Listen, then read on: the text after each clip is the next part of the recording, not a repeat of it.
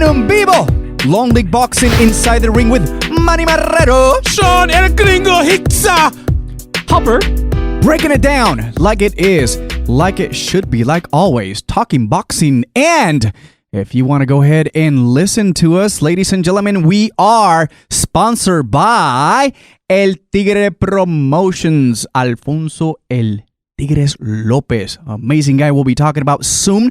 But check us out, Apple Podcasts, Google Podcast, Stitcher, Castbox, Spreaker, and Spotify. Listen, guys, it's simple. All you got to do is just download the app. Download them. Easy. That's it. Download them. LongLiveBoxing.com. On the download. Boom. Tres Locos. We'll be there talking boxing Tres for ya. hermanos. Tres Hermanos Locos.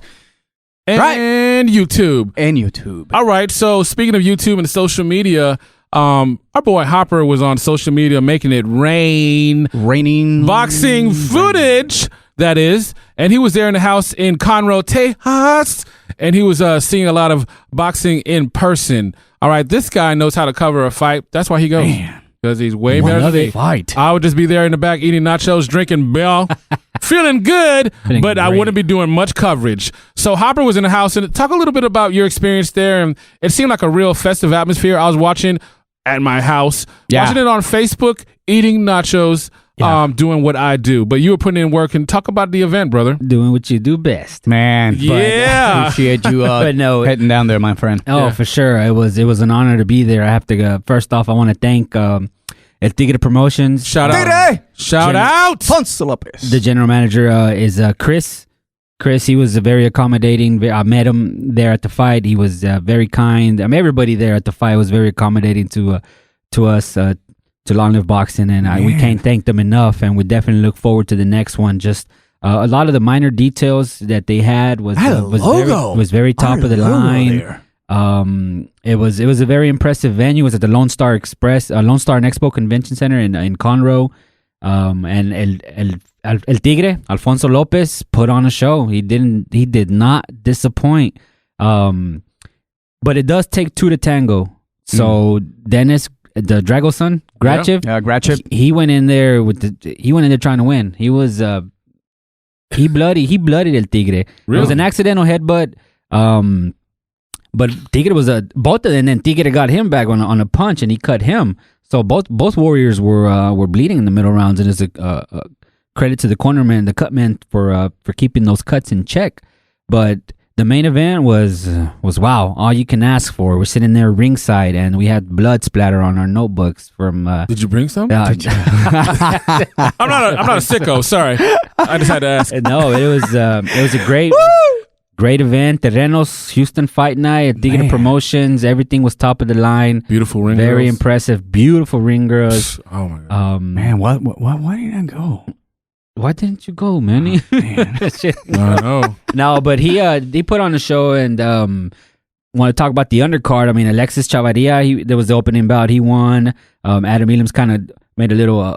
Adam Elam's did his thing. Saul, Mind Warrior Mendez. Yeah. There was a little minor upset in the fourth bout. Hugo Trujillo from Mexico City upset one of the Houston fighters, Eugene Hill. Eugene Hill actually came out to the Michael Myers song. Oh, really? With the Michael Myers mask on. Oh, wow. So he had the crowd just, I mean, he energized the crowd. Which I should do that tonight. That's good to get attention. Which was pretty just walk fun. around the house. They had you just walk up in there with the Michael Myers mask. Pizza delivery. With the music. With a pizza.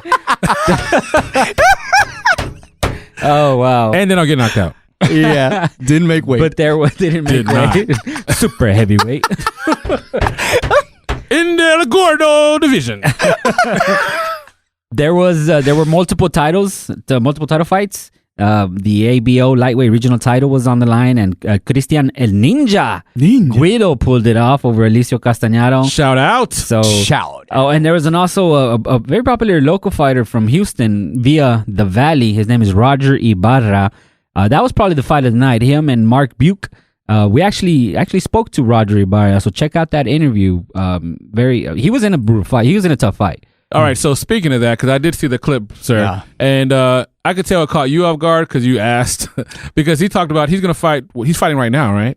Like how soon? He's going to fight like really soon. Real soon. Like he was turning 3 around. months, he said. He said 3 weeks, 3 weeks? Yes. And I said, in wait, Matamoros, right? wait, 3 weeks? Yes, he had to go. He has to go to Mexico. I asked him, is that legal, brother?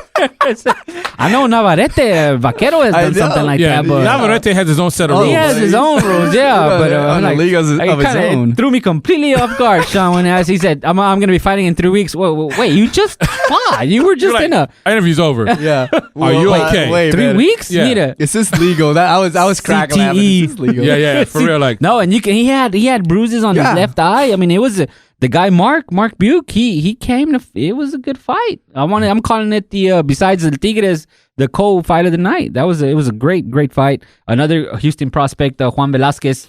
He was victorious over Sean Kennedy. Is that the one he was talking about in the interview? Yeah. Velasquez? Yep. Okay. Yep. So that's the one that yes, that Tigre pointed out. So I mean, you combine that with the swing bouts, and then now El Tigre is the NABF, wow, NBA, ABO Intercontinental Light Heavyweight Champion. I mean, and on top of that, he's got the ABO, NABA, WBO, NABO. He's got all the alphabet. Straps on straps. So the doors are going to be opening for him. Straps and there's plenty of people that, I mean, he's ranked by the WBO.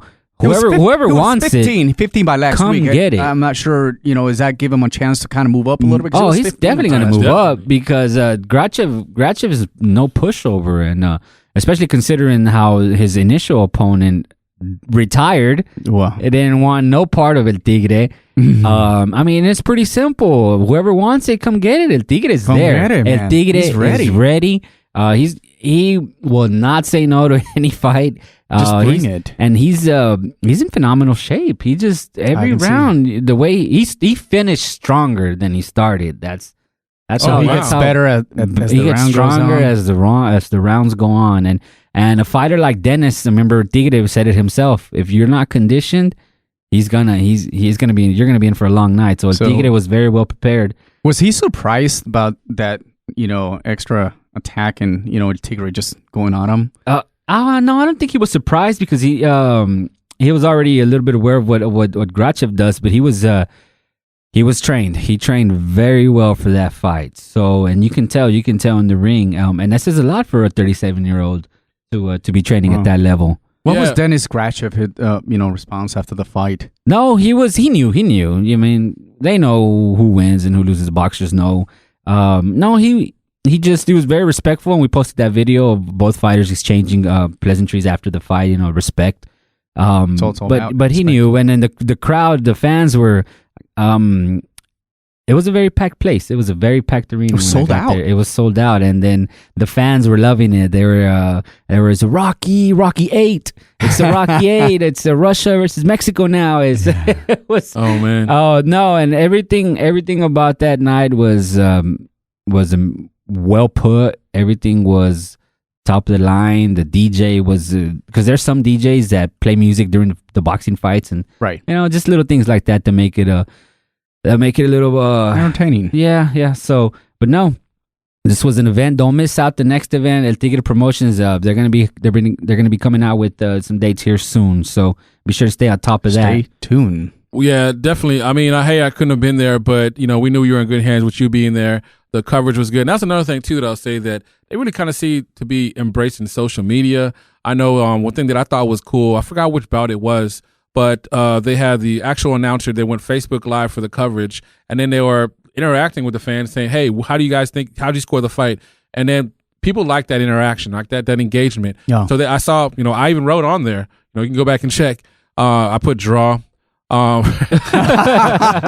guys, I'm that guy. Yeah, that guy. Because I want to see a rematch always. I'm weird like that, but no, seriously, it was just really seemed well organized. Like, because one thing that I can always appreciate. Look, we always talk about support your local boxing scene, but we know the challenges of the organization, the ways in, getting the promoter to get sponsors, just getting people to support the fight.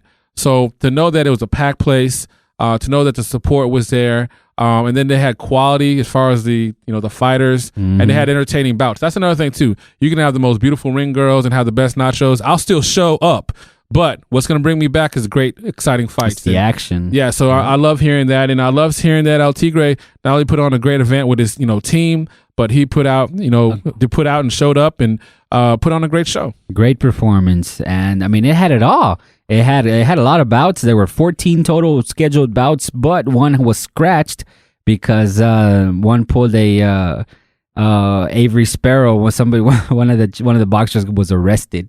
Oh, so really? that fight was canceled. Dang, I wish you would have fought first or fought and then got arrested in the ring. So- That'd have been a game changer. So yeah, it was a la Ryan Garcia, Avery Sparrow. One of the I overheard the commissioners talking because actually he was sitting next to us. Oh, wow. Texas the TDLR guy. But overall, great event. Looking forward to the next one. Shout out to Tigre. Shout out to Chris. Shout out to everybody associated with Tigre Promotions.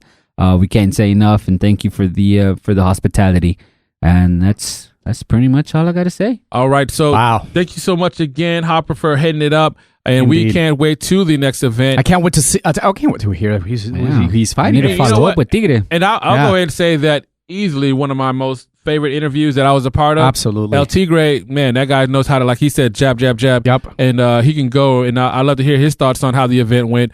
Hopefully he'll give us that opportunity. Thank you so much for all you do for the boxing community. And I'm so glad that the show went well. You deserve it. And then shout out to Houston for showing up and showing out. Houston, I love hearing all over that. Texas.